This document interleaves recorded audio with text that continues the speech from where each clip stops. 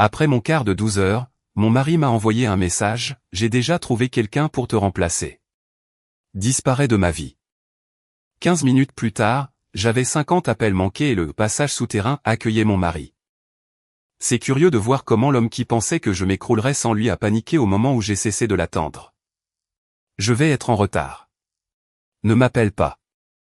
J'ai trouvé quelqu'un qui me comprend vraiment. Je suis resté à regarder le message de Marc sur l'écran de mon téléphone. J'étais dans la salle de repos de l'hôpital après un quart de 12 heures. Mon uniforme encore humide de la sueur de la RCP que j'avais pratiquée sur un patient qui n'avait pas survécu. Mes mains assez fermes pour relancer des cœurs, mais tremblantes en tenant le téléphone. 10 ans de mariage. Et il a choisi ces 13 mots pour y mettre fin. Je ne méritais même pas un appel. J'ai laissé mon café plein sur la table et j'ai écrit ma réponse, alors, reste avec elle. Ne reviens pas. Avant de continuer, si vous vous êtes déjà senti invisible dans votre propre mariage, pensez à vous abonner. C'est gratuit et cela aide plus de femmes à savoir qu'elles ne sont pas seules. Les lumières fluorescentes de la salle bourdonnaient au-dessus de ma tête. Un gâteau d'anniversaire à moitié mangé était dans une boîte ouverte sur le comptoir, son glaçage rose fondant sous la lumière intense. Joyeux anniversaire, Véronique, était-il écrit. L'ironie ne m'a pas échappé. J'assistais à la mort de mon mariage à côté de la célébration de la vie de quelqu'un d'autre. Mais ce qui était étrange, c'est que je n'ai pas pleuré, je n'ai pas crié, je n'ai pas jeté le téléphone contre le mur comme dans les films. Au lieu de cela, je me suis dirigé vers le lavabo et je me suis lavé les mains à l'eau bouillante, regardant la journée s'écouler dans le siphon. Monsieur Moreau n'avait pas survécu à l'opération. Mon mariage non plus. Au moins Monsieur Moreau s'était battu pour rester. Juste le dimanche matin, il y a 4 jours, j'avais préparé à Marc son café exactement comme il l'aimait. 2 sachets d'édulcorant, un filet de lait d'avoine dans sa tasse spéciale de cette conférence technologique à San Diego. Il était assis sur l'îlot de la cuisine, faisant glisser son doigt sur son téléphone avec ce mouvement mécanique que je connaissais déjà par cœur. Quand j'ai posé la tasse, il a levé le visage pour notre baiser du matin. Un réflexe, rien de plus. Ses lèvres étaient sèches. Son attention était déjà ailleurs. Réunion urgente avec un client, a-t-il dit sans quitter l'écran des yeux. Je pourrais être en retard. J'ai voulu lui demander quel client avait une urgence un dimanche, mais j'ai seulement hoché la tête et les regardé partir en laissant son alliance sur la table. C'est la 3e fois cette semaine que cela me gêne pour écrire, m'avait-il expliqué une fois, me montrant la marque sur son doigt comme preuve de son dévouement au travail. Monique, mon infirmière en chef, a passé la tête dans la salle de repos. Laure, ça va? Tu es là depuis 20 minutes. 20 minutes. J'étais resté devant le lavabo pendant 20 minutes, lisant et relisant ces 13 mots. Une symétrie cruelle. Je vais bien, ai-je dit en m'essuyant les mains avec des serviettes en papier rêche qui me laissaient la peau irritée. J'avais juste besoin d'un moment.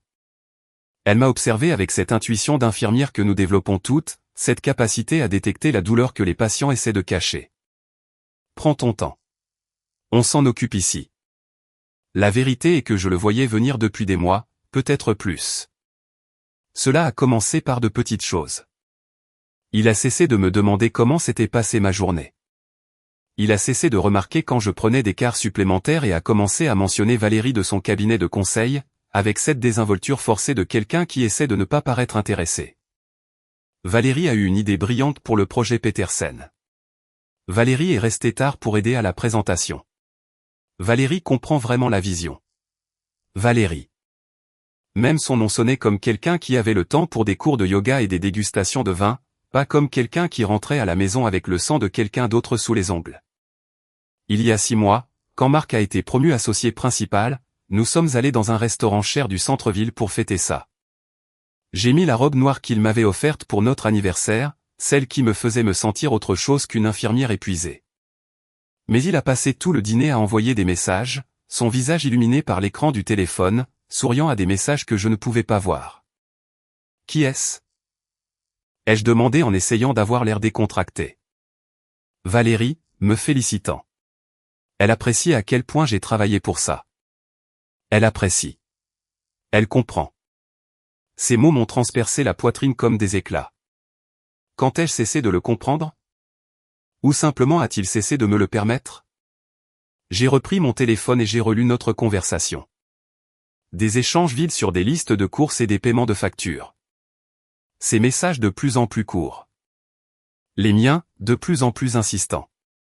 La dernière conversation réelle que nous avons eue par message, c'était il y a 3 semaines quand je lui ai envoyé une photo de notre voyage sur la côte de l'Oregon il y a 5 ans. Tu te souviens de ça? Ai-je écrit? Il a répondu avec un emoji pouce levé. Un pouce levé pour 5 ans de souvenirs. Nos amis pensaient que nous avions le mariage parfait. Ma mère nous appelait encore son couple préféré, ce qui était cruel, étant sa fille unique. Le mois dernier, au club de lecture, Béatrice a dit « Quelle chance tu as, Marc est attentionné. » Georges n'a pas planifié un rendez-vous depuis des années. J'ai juste souri et bu mon vin, sans mentionner que Marc ne planifiait rien non plus, que notre dernier rendez-vous était moi mangeant des plats à emporter seul pendant qu'il travaillait tard, que j'avais commencé à prendre des quarts de nuit juste pour éviter le silence vide de notre appartement. La porte de la salle de repos s'est rouverte.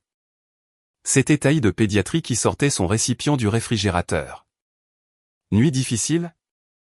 A-t-elle demandé en voyant mon visage. Madame Dupont n'y est pas arrivée, ai-je répondu, ce qui était vrai, mais pas toute la vérité. Elle a serré mon épaule. Je suis désolé, ça ne devient jamais plus facile. Non, ça ne l'est pas. La mort ne devient jamais plus facile. Ni les morts subites qui vous laissent sous le choc, ni les lentes que vous voyez venir de loin, ni dans l'unité cardiaque, ni dans les mariages qui cessent de battre pendant que vous essayez encore de les réanimer. J'ai regardé mon téléphone une dernière fois. Aucun autre message. Aucun je ne voulais pas dire ça. Aucun il faut qu'on parle.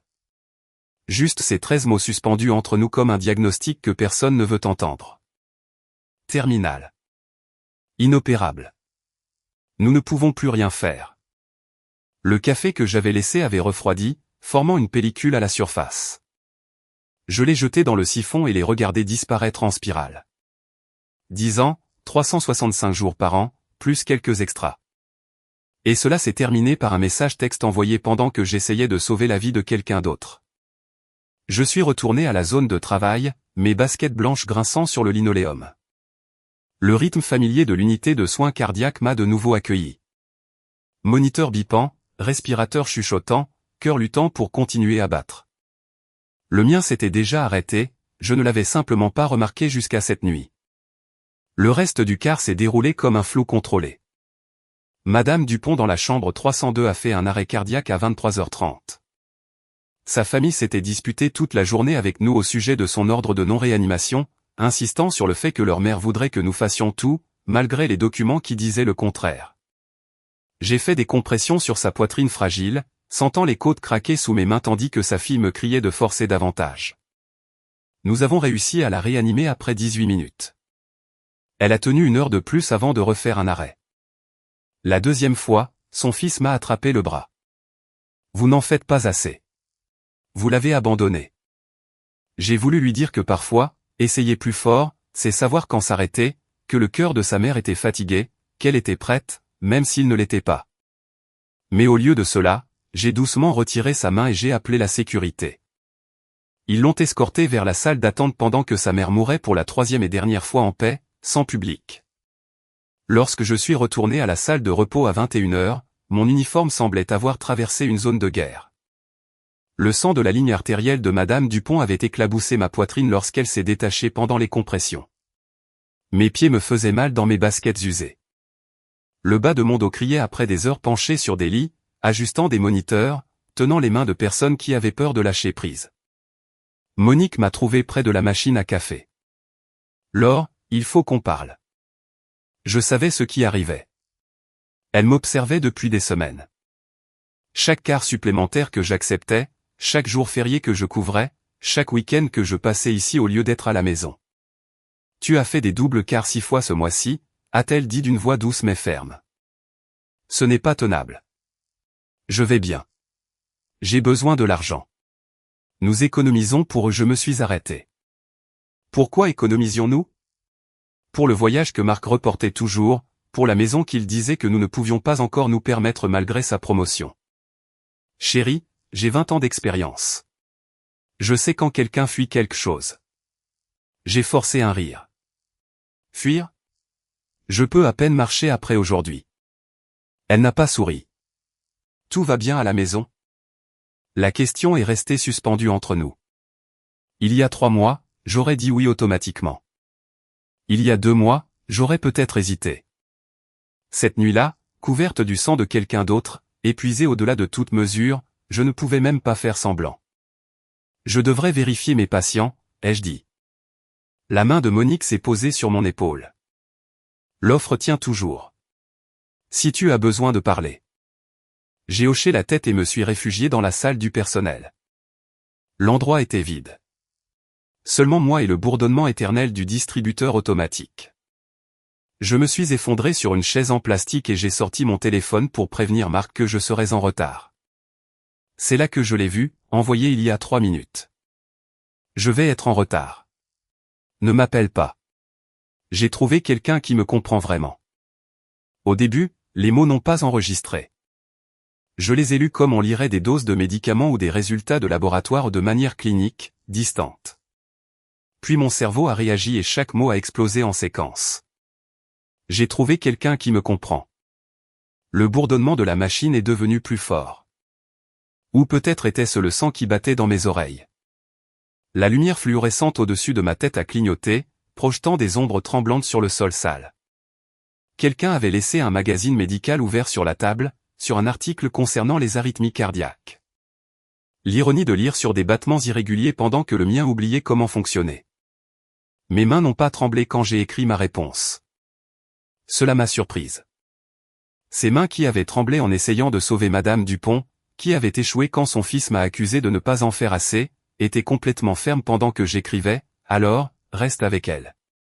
Ne reviens pas.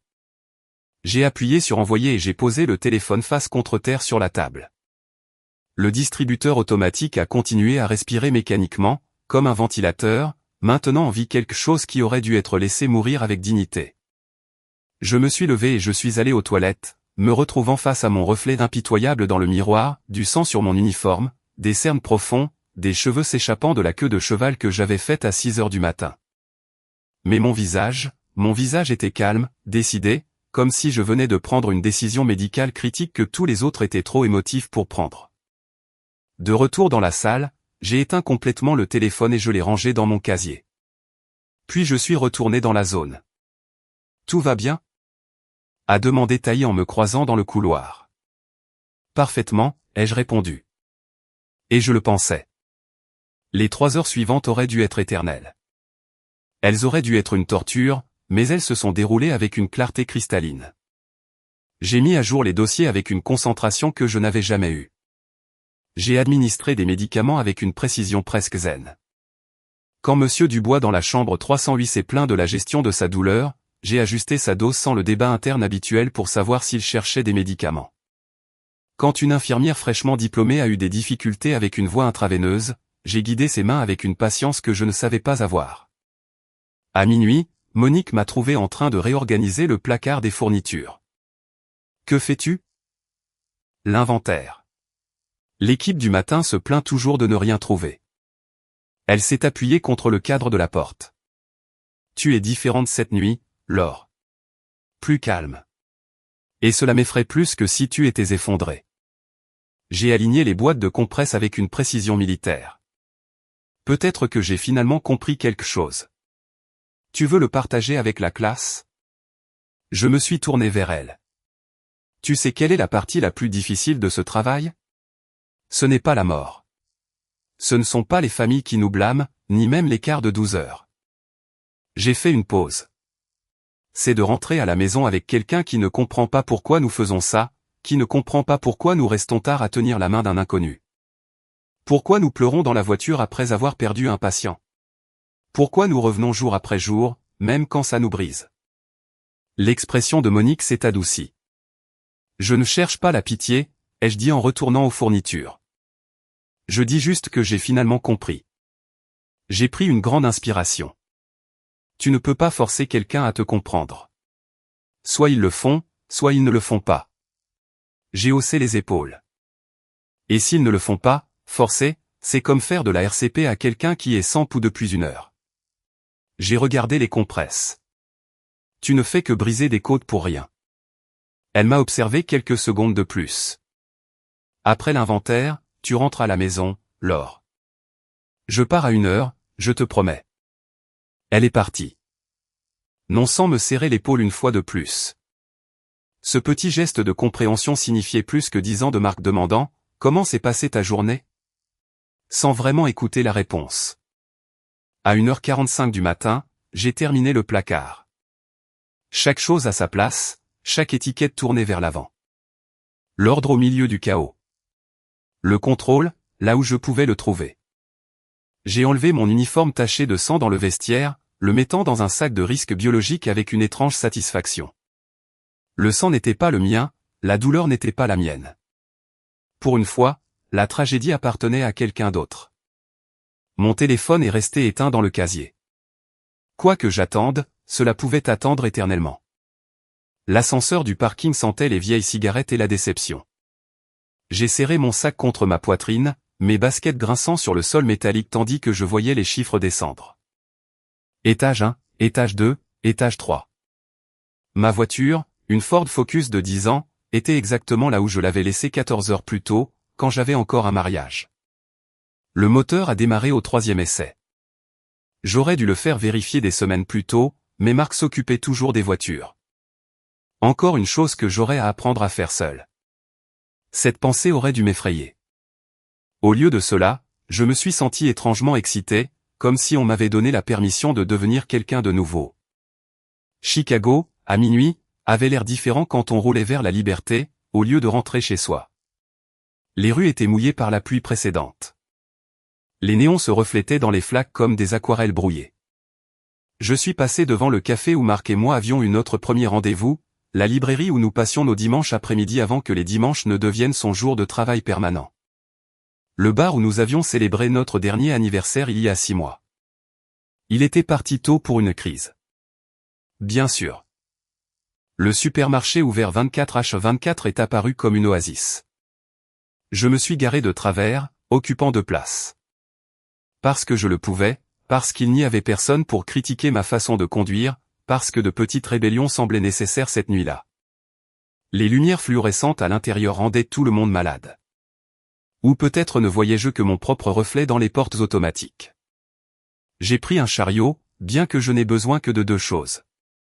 Le cher Cabernet Napa que nous gardions pour une occasion spéciale était sur l'étagère supérieure, couvert de poussière et de patience. 80 $ pour une bouteille de vin. Cela m'avait semblé fou 6 heures plus tôt. Maintenant, cela ressemblait à une bonne affaire pour mon indépendance. Le rayon des glaces s'étendait devant moi comme une promesse glacée. Marc détestait la glace à la menthe chocolatée. Il disait que cela avait le goût de dentifrice.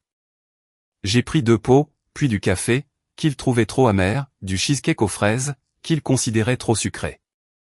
Mon chariot est devenu un monument à tout ce que j'avais mis de côté au nom du compromis. Le caissier, un garçon avec des écarteurs d'oreilles et des yeux fatigués, a scanné mes articles sans rien dire. Longue nuit, hein? A-t-il demandé. La meilleure de toutes, ai-je répondu, nous surprenant tous les deux. Le trajet vers notre appartement, mon appartement, je me suis corrigé, a pris 12 minutes. J'ai compté chaque minute, consciente que c'était la dernière fois que je faisais ce trajet en tant que femme mariée, faisant semblant que tout allait bien. Demain, je le ferai en tant que quelqu'un d'autre, quelqu'un qui achète de la glace à la menthe chocolatée à minuit et ne s'en excuse pas. Le parking de l'immeuble était vide, à l'exception des habitués. La vieille Wick de Monsieur Henderson, la Tesla rouge du couple technologique du 4e étage. La place de Marc était vide, si routinière que j'avais cessé de la remarquer il y a des mois. J'ai pris les escaliers au lieu de l'ascenseur. J'avais besoin de sentir mon corps bouger, de me prouver que je pouvais encore avancer. 4e étage. Les clés pesaient plus lourd que d'habitude, chargées de la connaissance que j'étais sur le point d'entrer dans un espace qui m'appartenait désormais pour le refaire. L'appartement était sombre, exactement comme je l'avais laissé ce matin. Aucune lumière allumée pour mon retour, aucune note sur la table, aucun signe que quelqu'un m'avait attendu ou s'était inquiété. Mais le silence était différent.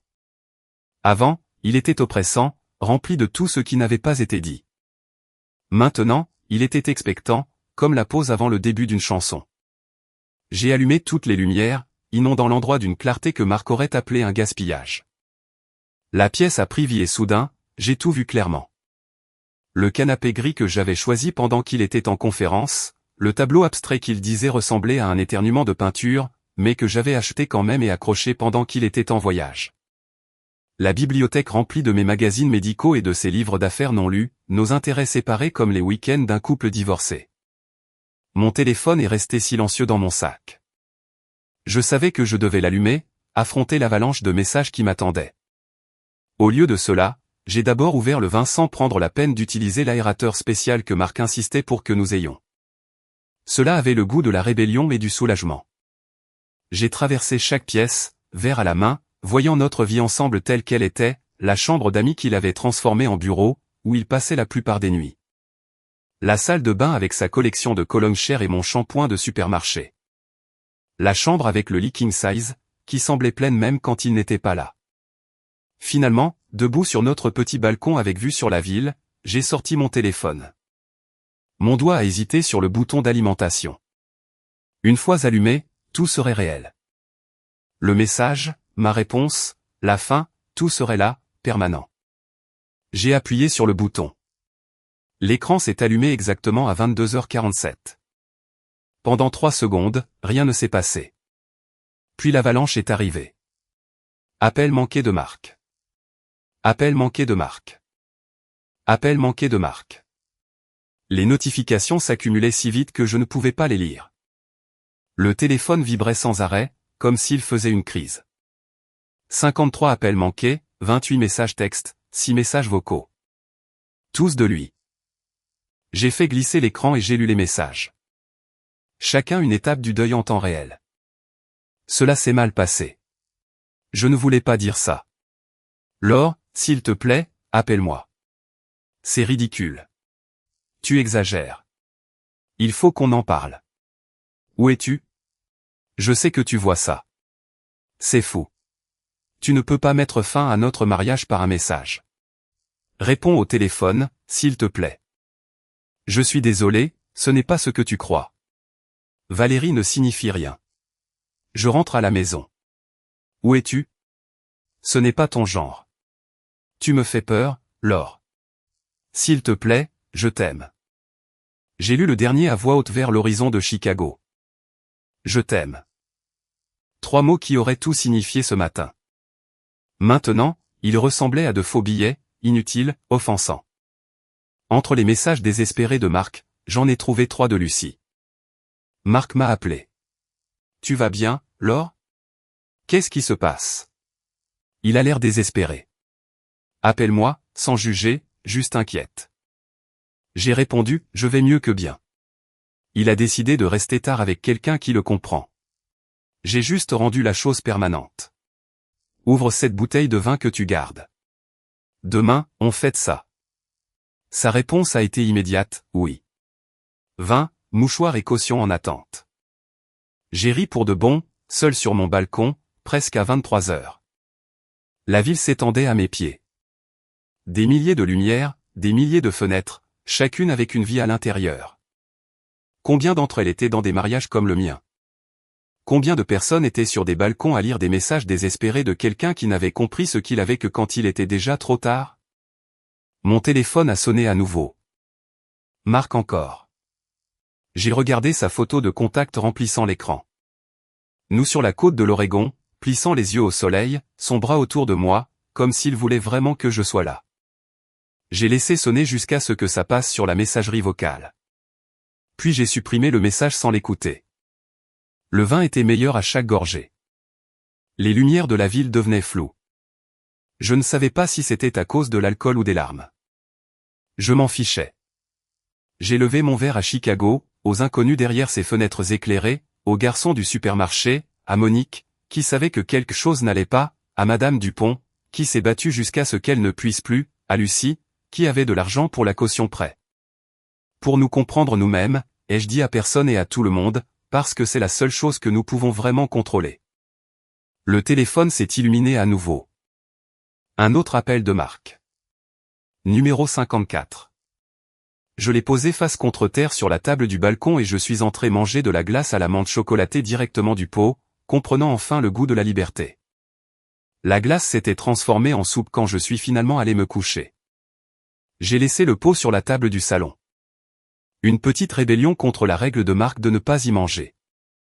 À 6 heures du matin, le réveil n'a pas sonné, car je ne m'étais jamais endormi. Au lieu de l'épuisement, je me sentais électrique, comme si mon corps avait trouvé une nouvelle source d'énergie alimentée par une pure détermination.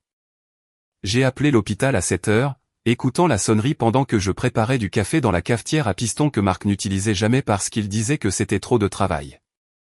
Unité coronarienne. Taille à l'appareil. C'est l'or. Je dois dire que je ne viendrai pas aujourd'hui. Je suis malade. Je n'étais jamais absente.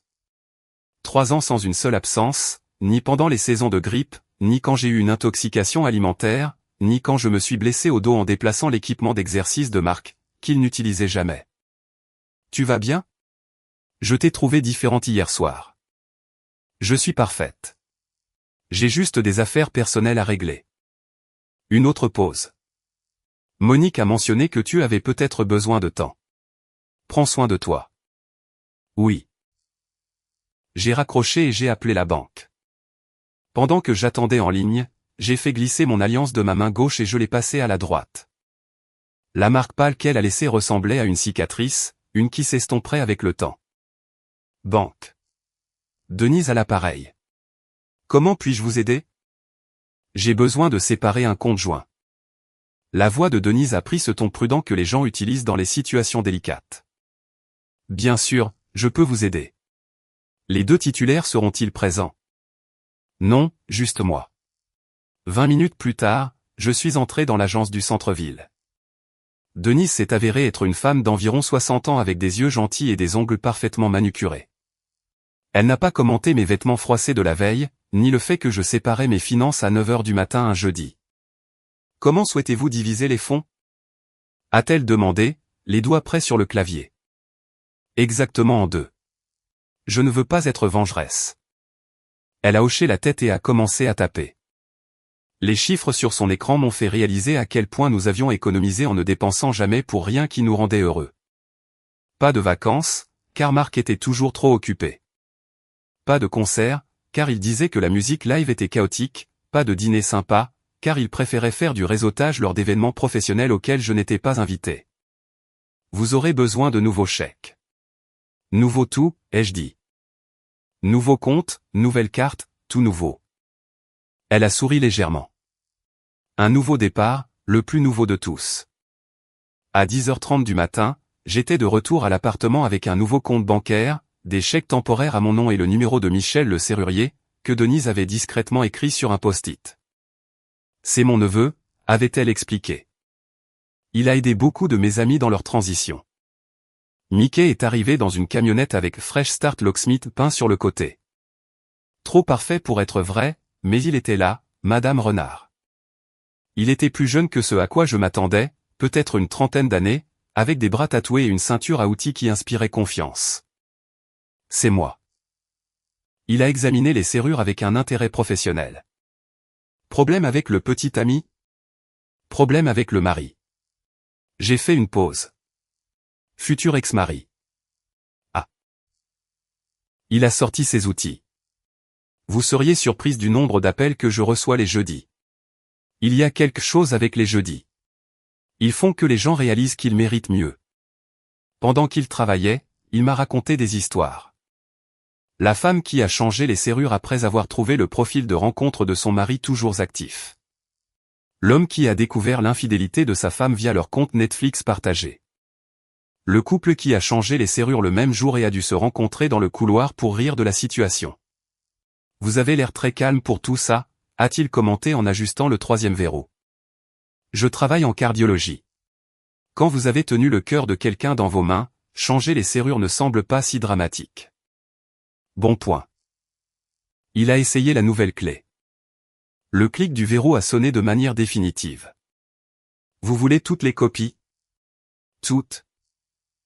Il m'a tendu 4 clés sur un porte-clés. Ces serrures sont anti-crochetage, anti-choc et anti-ex. Il a souri. Le dernier n'est pas un terme technique, mais il devrait l'être. Quand Mickey est parti, je suis resté au milieu de l'appartement avec les nouvelles clés en main, évaluant ce qu'il restait à faire. La présence de Marc était partout et nulle part. Ses affaires étaient là. Mais quand avait-il été réellement présent pour la dernière fois? J'ai commencé par son bureau. Des magazines d'investissement auxquels il était abonné, mais qu'il ne lisait jamais. Des prix de son entreprise qui se ressemblaient tous. Le bureau debout qu'il avait insisté pour acheter et n'avait jamais utilisé, préférant travailler depuis le lit ou le canapé. Tout étalé dans des cartons que j'avais trouvés dans une cave à vin, plus honnête sur leur ancien but que n'importe quoi de marque. Puis ses montres. 6, chacune plus chère que la précédente, chacune portée, peut-être 2 fois. La Rolex que son père lui avait offerte, trop formelle. La smartwatch, trop informelle. L'Omega Vintage qu'il avait acheté pour célébrer sa promotion, porté une fois pour se vanter puis oublié. Dans la chambre, ses costumes pendaient comme des fantômes chers. J'ai plié chacun avec soin, comme on nous apprend à traiter les affaires des patients, avec respect pour ce qu'ils sont, pas pour ce qu'ils signifient.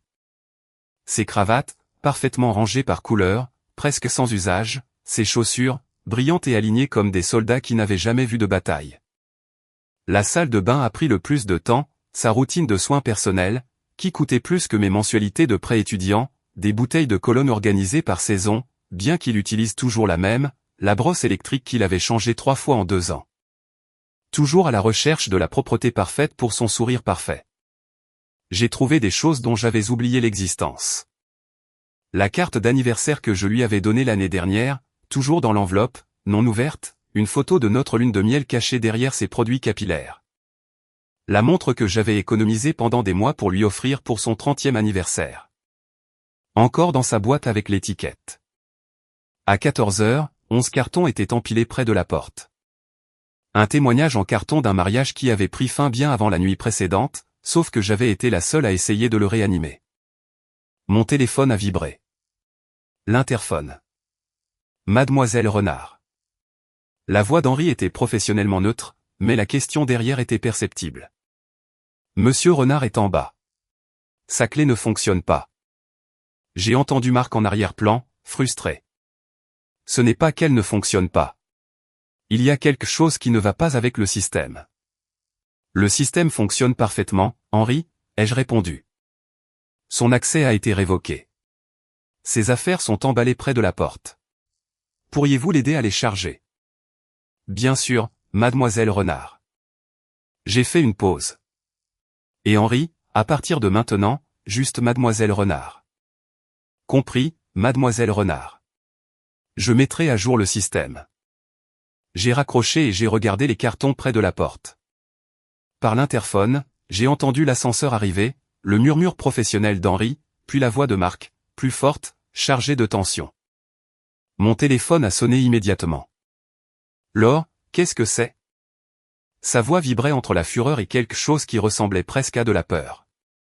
Bonjour, Marc. Je suis allé à la cuisine.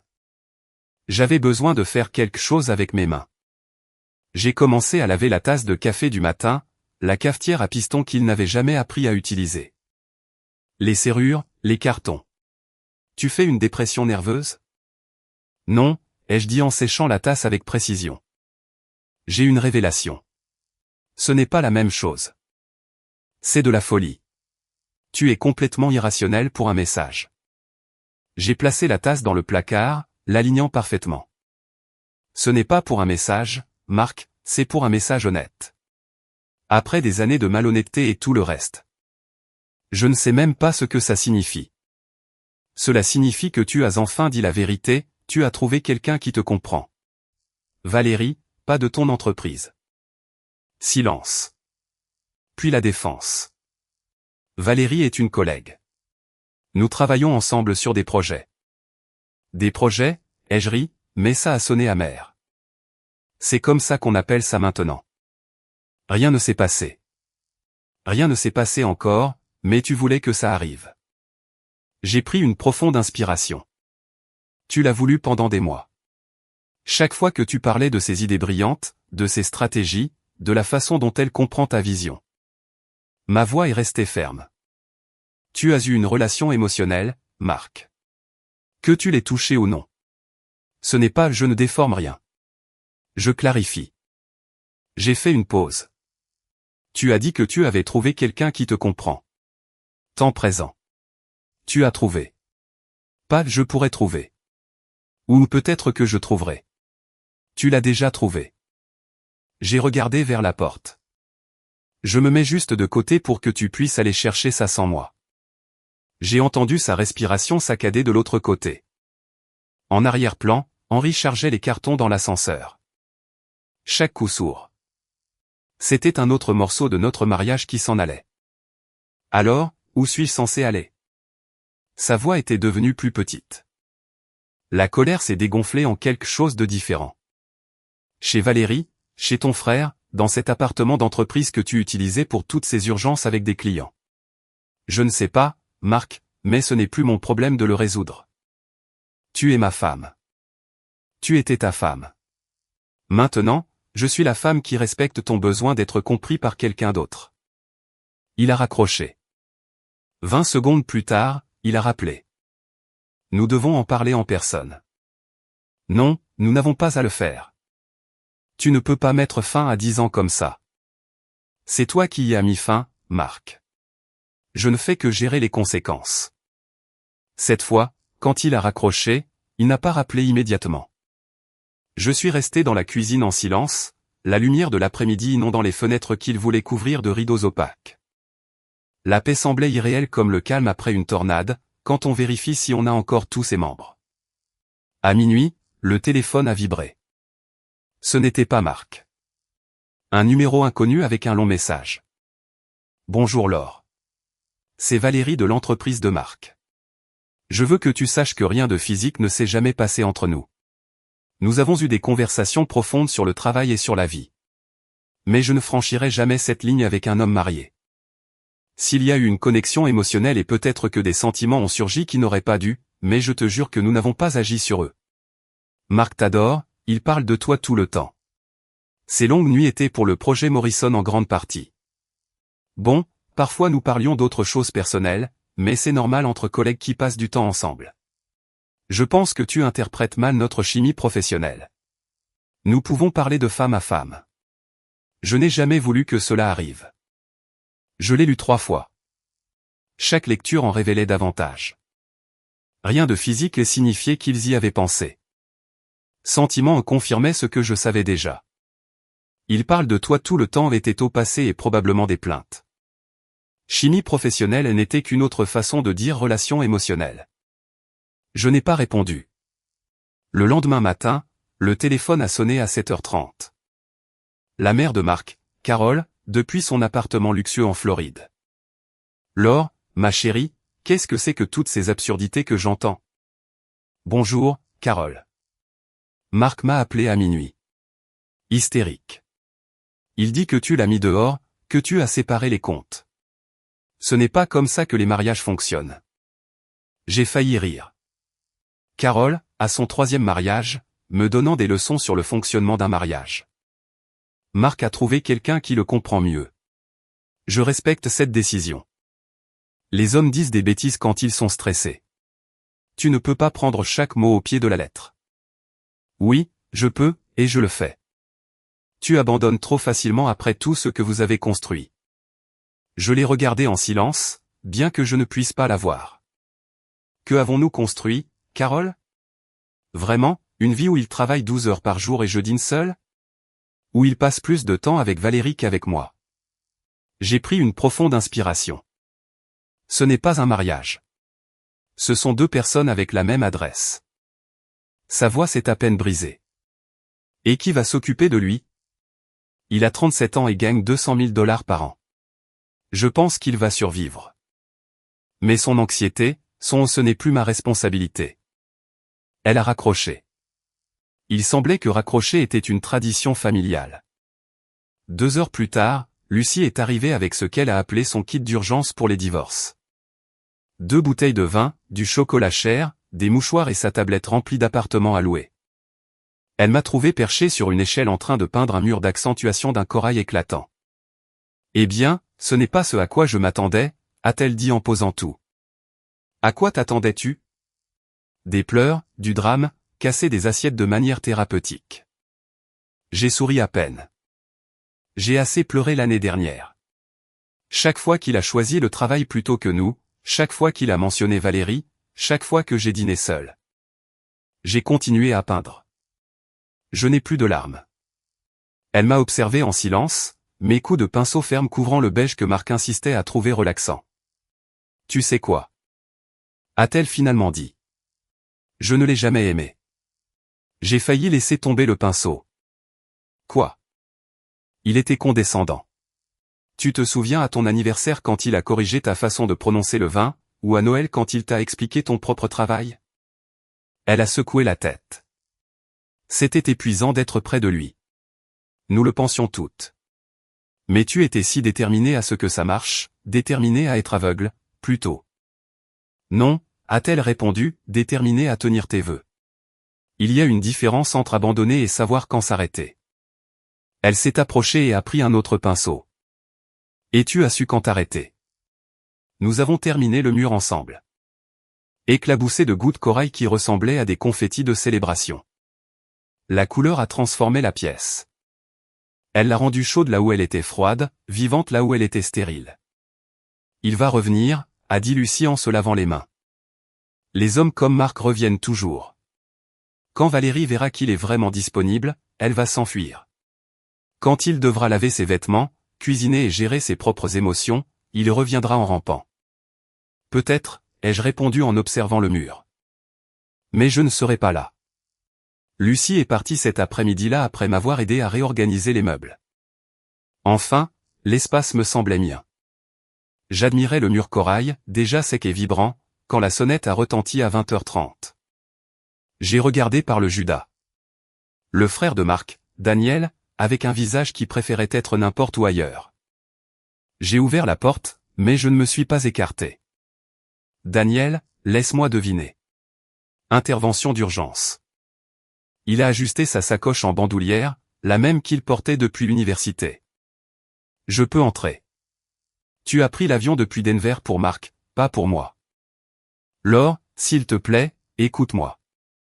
Contre mon meilleur jugement, je l'ai laissé entrer. Il s'est arrêté en voyant le mur corail, les meubles réorganisés, l'absence des affaires de Marc. Waouh, tu as déjà fait. Il n'a pas terminé la phrase. Il s'est assis avec précaution sur les nouveaux coussins, comme s'ils pouvaient exploser. Café? Ai-je demandé depuis la cuisine. Oui, s'il te plaît. Je l'ai préparé dans la cafetière à piston en utilisant les tasses jaunes que Marc avait reléguées au fond du placard. Daniel a sorti son ordinateur portable. Je n'ai pas pu m'empêcher de rire. Sérieusement, tu as fait un PowerPoint? Il a rougi. Je suis analyste, c'est comme ça que je traite les choses. Il a ouvert une présentation intitulée L'implication financière et émotionnelle du divorce. La première diapositive montrait des statistiques, la seconde, la division des biens. À la cinquième, sur le coût moyen d'un divorce dans l'Illinois, je luttais déjà pour ne pas sourire. Daniel, c'est très complet, mais il m'appelle à 2h du matin, a-t-il lâché d'un coup en fermant l'ordinateur. Toutes les nuits depuis jeudi, en pleurant. Je suis resté immobile. Marc ne pleure pas. Ni quand papa est mort, ni quand sa première entreprise a fait faillite. Mais maintenant il a secoué la tête. Il sanglote sur ma messagerie vocale à 2h du matin. J'ai pris une profonde inspiration. Il pleure pour l'idée de moi, pas pour la réalité. Je l'ai regardé. Et il y a une différence. Il dit qu'il a eu tort, que Valérie n'était qu'un symptôme, pas la cause. Je sais. Daniel a lentement fermé son ordinateur. Tu as l'air très bien avec tout ça. Je le suis. J'ai fait une pause. C'est ce qui inquiète tout le monde, n'est-ce pas? Que je ne m'effondre pas comme prévu. Il a bu son café mal à l'aise. Maman arrive demain. Elle m'a déjà parlé, elle ne t'a pas appelé quand elle n'a pas pu te joindre. J'ai senti un vide dans mon estomac. Bien sûr qu'elle l'a fait. Le lendemain matin, j'étais de retour à l'hôpital, essayant de me concentrer sur les rondes quand Monique m'a prise à part. Tu as une visite dans le hall. Ma mère serait allée directement à l'appartement. C'était quelqu'un d'autre. Je suis descendu dans le hall et j'ai trouvé Valérie assise sur l'une des chaises de la salle d'attente, ses talons de designer tapant nerveusement sur le linoléum. Là, elle semblait plus petite, déplacée, entre les familles inquiètes et la lumière crue de l'hôpital. « J'ai besoin de 5 minutes, a-t-elle dit en se levant en me voyant. « Je travaille. »« Je sais. Je n'ai pas le droit de te demander ça, mais s'il te plaît. » Je l'ai emmenée à la cafétéria. J'ai acheté un café que je ne voulais pas, juste pour avoir quelque chose à faire avec mes mains. Elle s'est assise en face de moi, son discours répété évident dans la façon dont elle a redressé ses épaules. « Je ne suis pas ce genre de femme, a-t-elle commencé. »« Quel genre ? » ?»« Celle qui brise les mariages. »« Tu n'as rien brisé qui n'était pas déjà brisé. » Sa contenance s'est à peine brisée. Rien de physique ne s'est passé. Tu l'as déjà dit. Je l'ai regardé fixement, mais s'il s'est passé des choses émotionnelles, des conversations, une connexion. Elle a tourné ses bagues, des alliances de designer qui coûtaient probablement plus que mon salaire mensuel. Je pensais qu'il était malheureux. Il semblait si perdu. Il était perdu dans son ego, dans son besoin d'être admiré. Tu lui as donné ça. Ce n'était pas mon intention. Valérie, qu'est-ce que tu pensais qu'il allait se passer? Vraiment, que vous pouviez avoir des conversations profondes pour toujours sans conséquence. Que j'allais continuer à exister en arrière-plan pendant que vous vous connectiez sur des stratégies révolutionnaires? Elle s'est tendue. Tu étais distante. Nous sommes devenus distants parce qu'il se rapprochait de toi. Je l'ai regardé sans détourner les yeux. Tu lui as dit de travailler sur son mariage avant ou après ces discussions nocturnes sur votre vision commune? Elle s'est levée d'un bond. Je voulais que tu saches que je vais être transféré au bureau de Miami. Fuir, recommencer à zéro. Comme toi. Elle s'est arrêtée à l'entrée de la cafétéria. Puis-je te demander quelque chose? J'ai hoché la tête. L'accepterais-tu de nouveau? Non, je n'ai même pas hésité. Même s'il changeait, il changerait pour la mauvaise raison. Pour me récupérer, pas pour être meilleur. Et il y a une différence. Elle est partie. Ses talons ont résonné dans le couloir comme un compte à rebours. J'ai terminé mon café indésirable et je suis retourné auprès de mes patients. Des personnes dont les cœurs voulaient vraiment être sauvés. Cet après-midi-là, mon téléphone a sonné avec un numéro inconnu. Mademoiselle Renard, ici le docteur Patricia Leroy. Votre mari a programmé une séance de thérapie de couple d'urgence pour demain à 14 heures. Nous ne sommes plus un couple, docteur Leroy. Oh, il semblait assez insistant.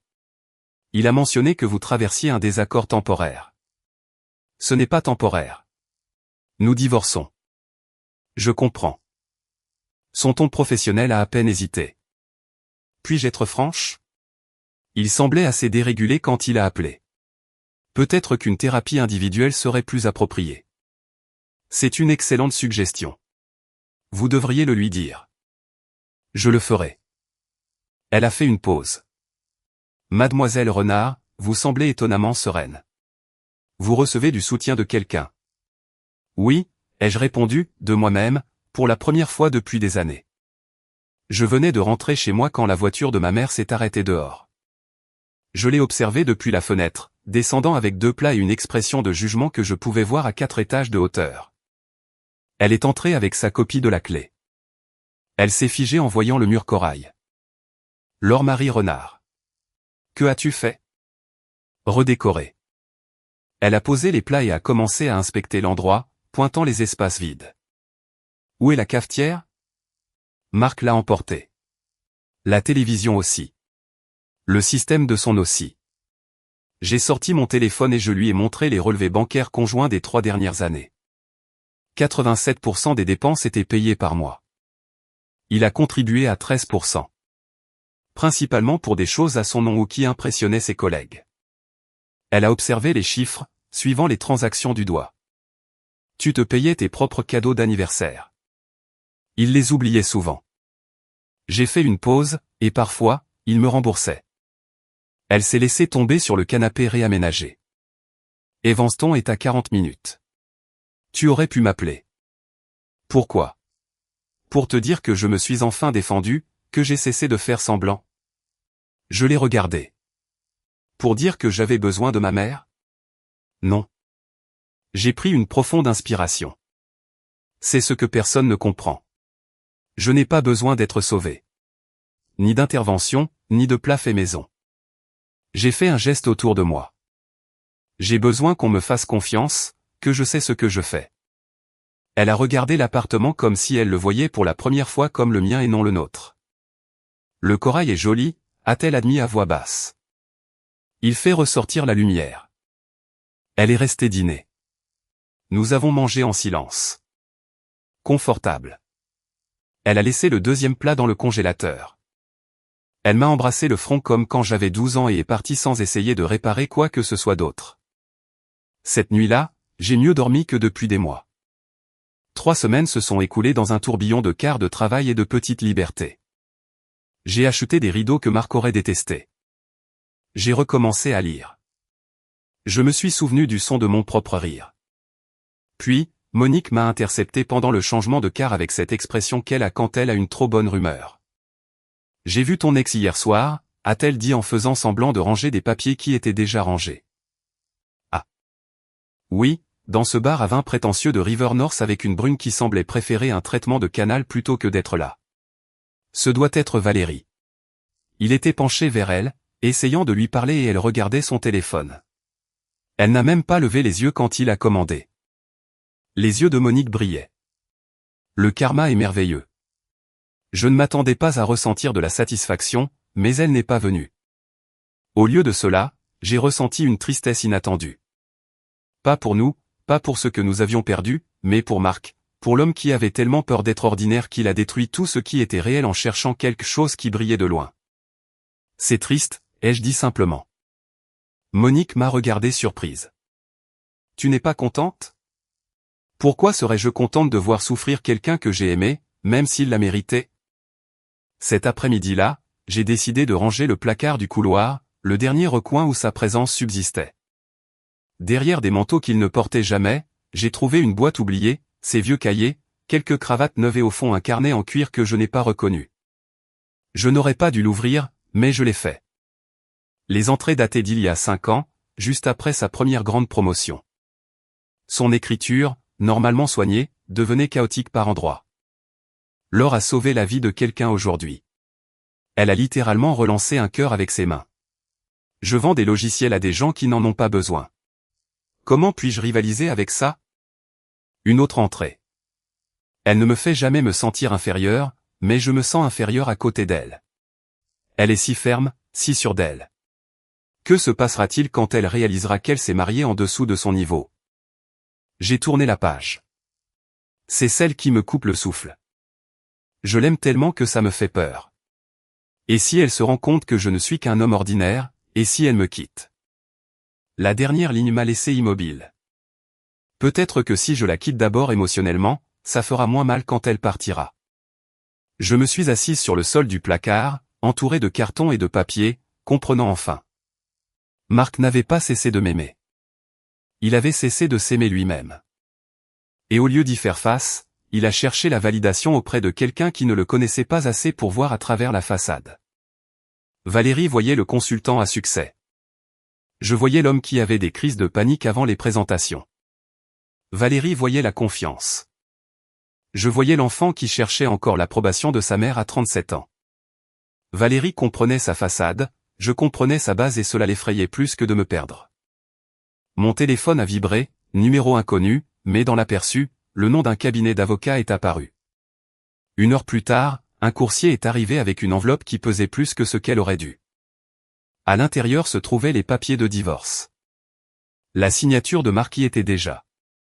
La note de son avocat était brève. Monsieur Renard souhaite accélérer le processus. Il accepte toutes vos conditions. Toutes mes conditions. Je n'avais même pas encore présenté de conditions. J'ai étalé les papiers sur la table de la cuisine, la même table où nous avions partagé 10 ans de café du matin. Sa signature semblait instable. Rien à voir avec sa calligraphie précise habituelle. Il m'avait tout laissé, l'appartement, les économies, même des choses que je n'avais pas demandées. Cela ressemblait à la lecture d'une lettre d'adieu écrite en langage juridique. J'ai signé mon nom avec la même main ferme que celle que j'utilise pour les certificats de décès à l'hôpital. Une autre fin documentée, une autre clôture archivée. L'encre a séché rapidement. Bleu foncé sur papier blanc. Officiel, irréversible.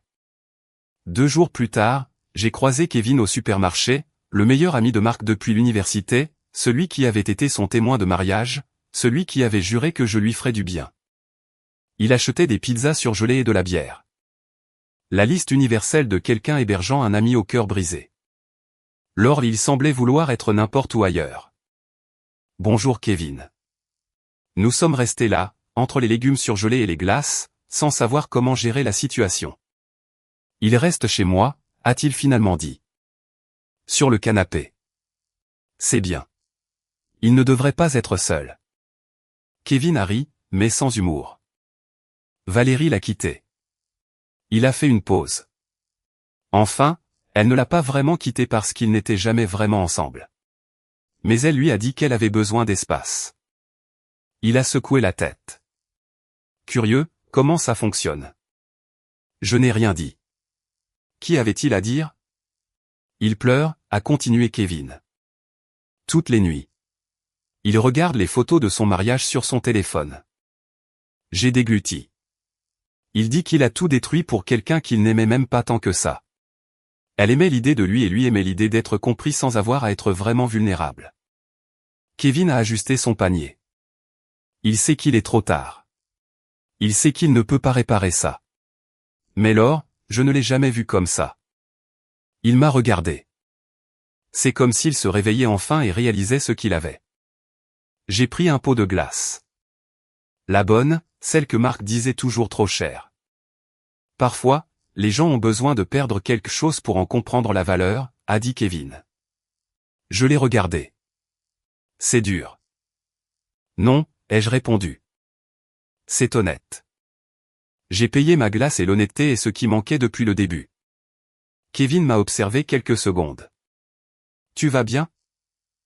Heureuse. Je suis en chemin. Il a hoché la tête. Il ne te dérangera pas. Je lui ai fait promettre. Mais il voulait que je te dise qu'il est désolé. Vraiment, pas un est désolé en attendant quelque chose en retour. J'ai hoché la tête. Je suis parti, le laissant là avec ses pizzas surgelées et le poids du repentir de son ami. Cette nuit-là, je me suis assise sur le balcon avec la bonne glace et mon téléphone. J'ai ouvert nos photos de mariage, celles que j'avais cachées dans un dossier des mois auparavant. Nous avions l'air si jeunes, si sûrs. Le sourire de Marc atteignait ses yeux d'une manière que je n'avais pas vue depuis des années. Je le regardais comme s'il avait descendu la lune pour moi. Peut-être l'avait-il fait une fois avant d'avoir peur de la hauteur et de décider de redescendre. J'ai supprimé le dossier. Non par colère, mais par gentillesse. Pour nous deux. Certaines choses ont besoin d'être enterrées pour que de nouvelles puissent pousser. L'album vide est resté sur l'écran. 10 ans réduit à un espace blanc. J'ai fermé l'application.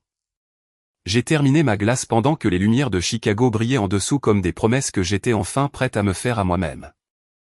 6 mois plus tard, j'étais sur une autre terrasse, une coupe de champagne à la main, la même ville s'étendant devant moi, mais tout le reste avait changé.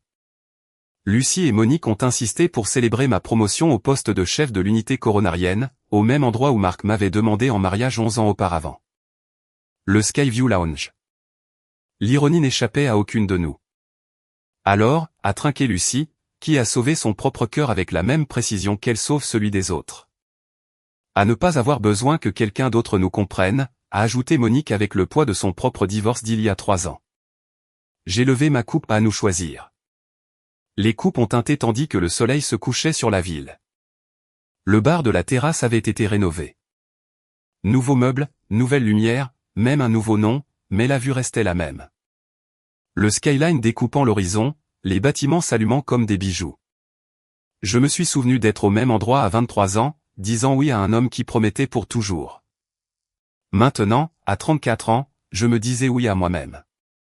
Tu sais quelle est la meilleure partie? A dit Monique après sa deuxième coupe. Tu as l'air 10 ans plus jeune. Ce n'est pas une blague. C'est comme si tu t'étais débarrassé d'une décennie de fatigue avec ces papiers de divorce. Elle n'avait pas tort. Mon visage avait changé, la ligne de tension entre mes sourcils s'était adoucie, la rigidité de ma bouche avait disparu. J'avais recommencé à porter du rouge à lèvres, un corail vif comme le mur de ma maison. Henri m'a dit la même chose, ai-je commenté en me souvenant du portier qui m'avait aidé avec le déménagement la semaine précédente. J'avais trouvé un appartement d'une chambre à 6 pâtés de maison de l'hôpital, plus petit que celui que je partageais avec Marc, mais plein de lumière. J'ai peint un mur vert sauge, un autre rose poudré, des plantes à chaque fenêtre, des poteaux, des sansevieria et un énorme monstre qui poussait déjà trop.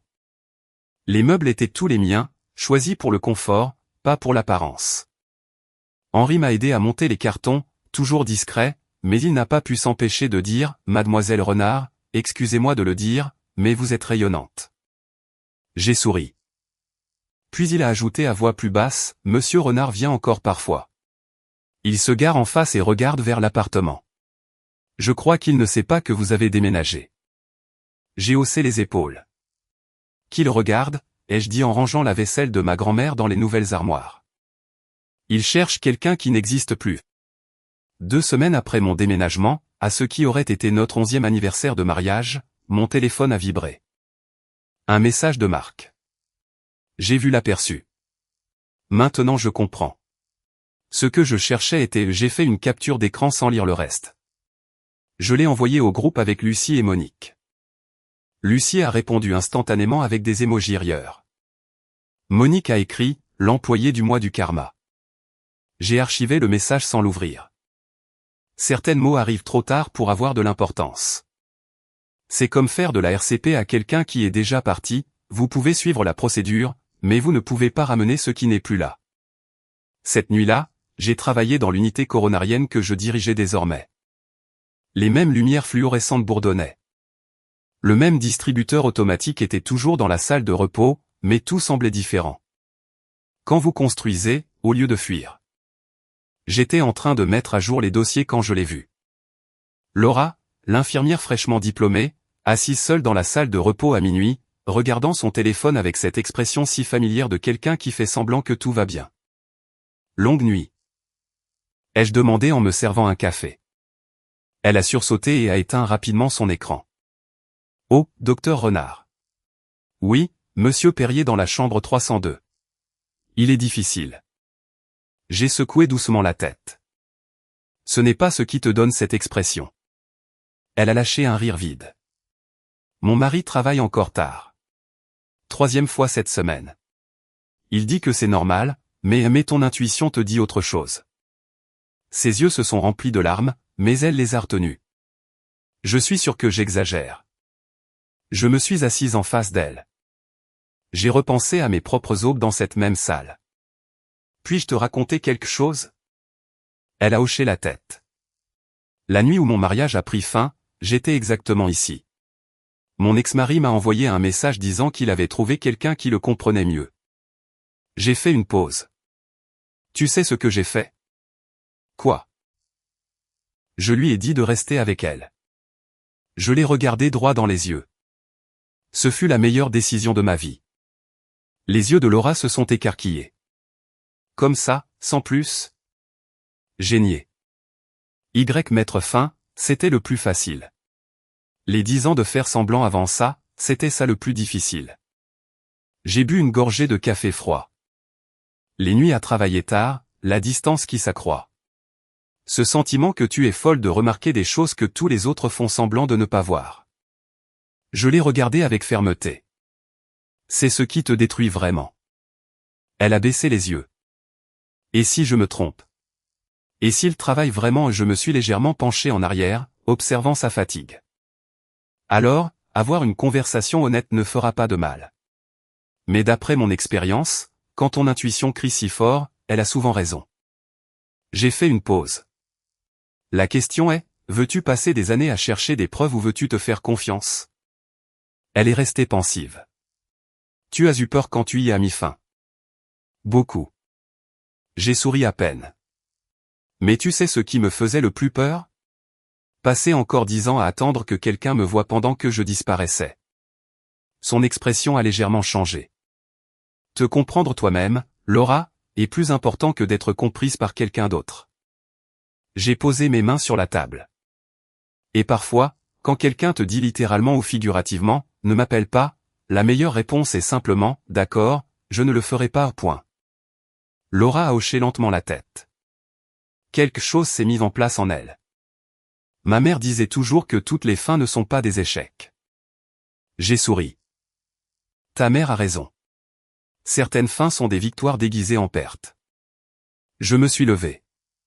Parfois, la meilleure vengeance est simplement de choisir de prospérer. J'ai laissé le café froid, mais mon but était plus clair que jamais. Quoi que tu fasses. Souviens-toi de ça.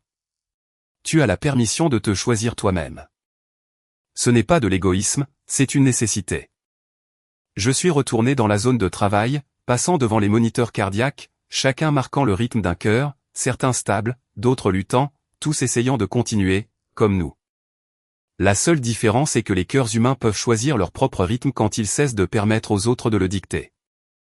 J'ai pensé à Marc, probablement éveillé quelque part, comprenant enfin ce qu'il avait perdu avec Valérie, découvrant que comprendre l'ambition de quelqu'un n'est pas la même chose que connaître son âme. À Henri voyant un homme revenir regarder des fenêtres vides. À ma mère, voyant enfin sa fille s'épanouir. Mais surtout, j'ai pensé à moi, à la femme qui ne s'est pas effondrée quand son mariage a pris fin en 13 mots, qui a signé des papiers de divorce avec la même fermeté qu'elle sauve des vies, qui a peint ses murs de couleurs impossibles, qui a acheté la meilleure glace. Et qui a compris qu'être seul n'est pas être vide quand on apprécie sa propre compagnie. Je me suis vu réfléchi dans la fenêtre sombre de la salle de médication. Le rouge à lèvres corail intact après un quart de 8 heures, les yeux clairs, concentrés et ce léger sourire qui était devenu permanent ces derniers mois. C'était ça, la prospérité. Pas de grands gestes, pas de vengeance dramatique, juste une femme qui a cessé d'attendre que quelqu'un d'autre la comprenne et a décidé de se comprendre elle-même. Et cette compréhension valait plus que 53 appels manqués, plus que des excuses à minuit, plus que 10 ans passés à essayer d'être tout pour quelqu'un pendant que l'on cessait lentement d'être quelque chose. J'ai appris que la meilleure vengeance n'est pas de faire regretter l'autre, c'est de se reconstruire complètement.